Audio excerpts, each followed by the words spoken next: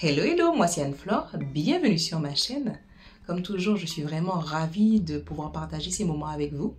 D'autant plus, le thème d'aujourd'hui, je pense, va vous parler.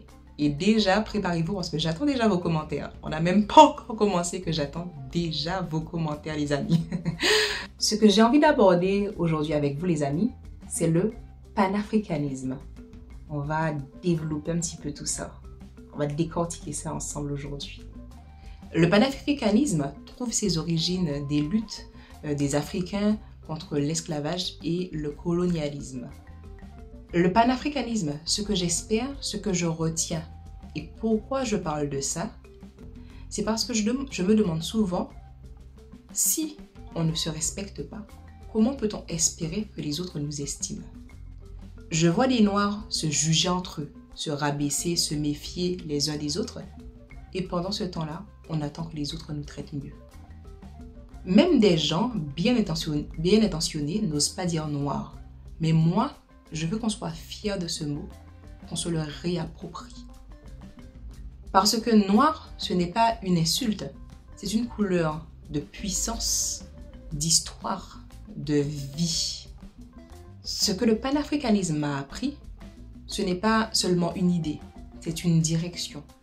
Penser collectif, penser grand, penser Afrique. Quand j'ai découvert Kwame Nkrumah, ça a tout changé.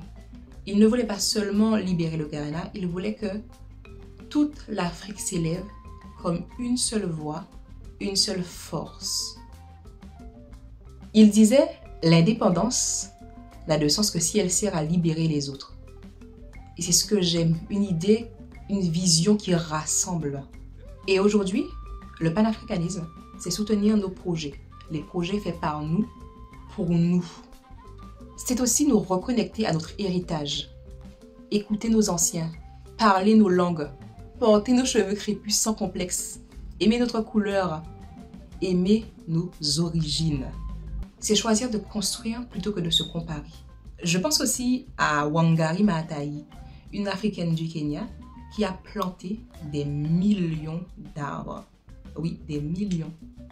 Elle a montré que l'on pouvait prendre soin de nos terres avec nos propres mains. Elle disait que ce sont les petites actions de chacun qui changent le monde.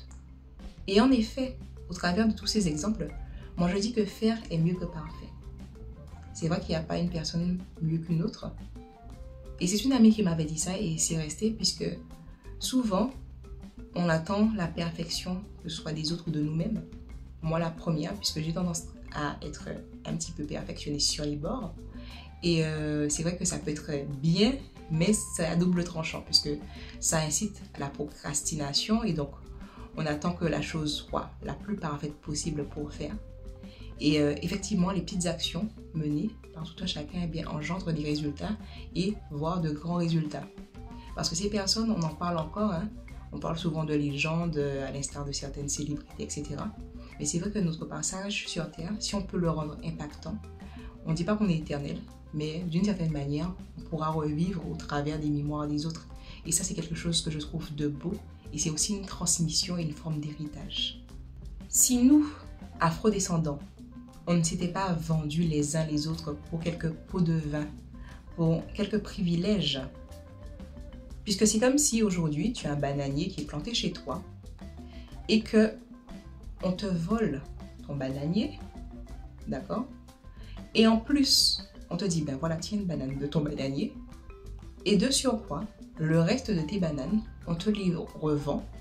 Et le pire, c'est qu'on te les revend à un tarif que toi-même, tu ne peux même pas pouvoir bénéficier de ces bananes.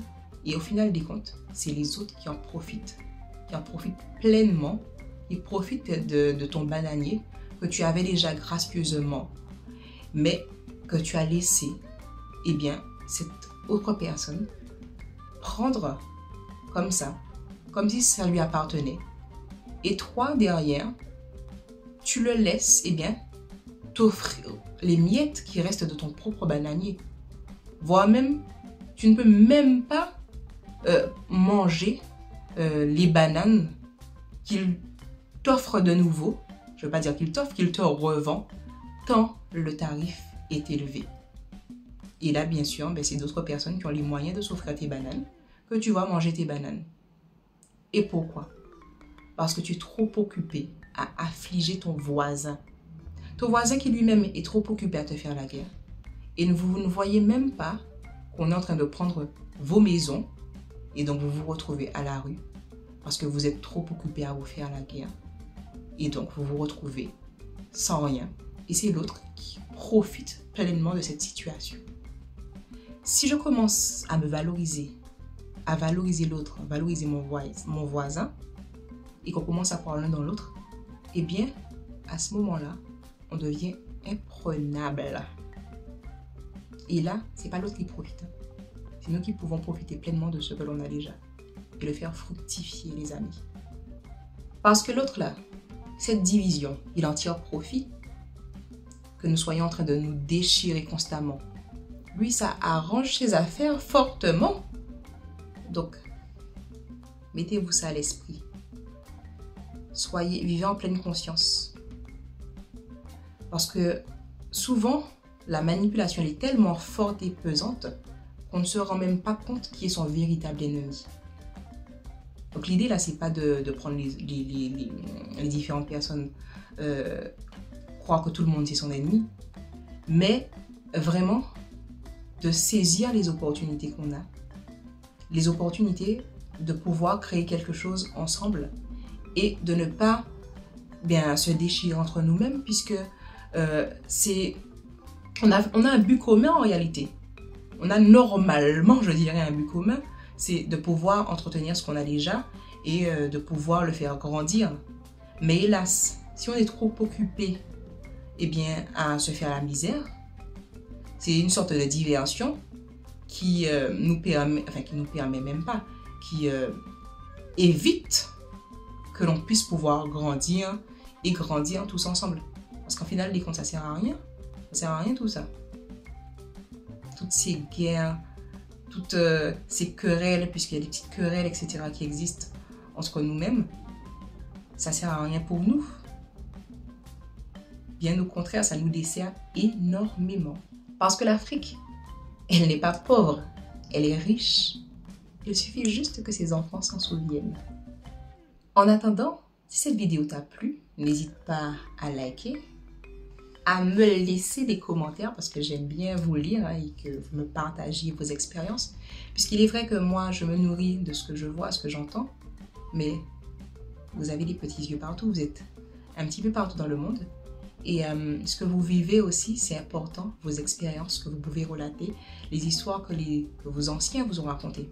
Tout ça, c'est notre patrimoine, notre héritage et c'est extrêmement important. Et donc vraiment, c'est pour ça que j'aime ces échanges, cette communication. Alors que vous soyez de très jeunes personnes ou des personnes plus âgées qui tombaient sur ma chaîne, sur mes vidéos, je serais vraiment enchantée, ravie de pouvoir bénéficier de vos commentaires, cet échange intergénérationnel, dira-t-on, puisque ça nous fait grandir, ça nous fait évoluer, ça nous fait aller vers le mieux. En attendant, moi je vous dis, si cette vidéo vous a plu, de la partager. Partagez juste, comme je dis, et laissez faire les choses. Laissez-moi un petit pouce, juste un petit pouce. Et puis je vous dis à très bientôt pour de nouvelles vidéos. Allez, ciao, ciao. Bisous.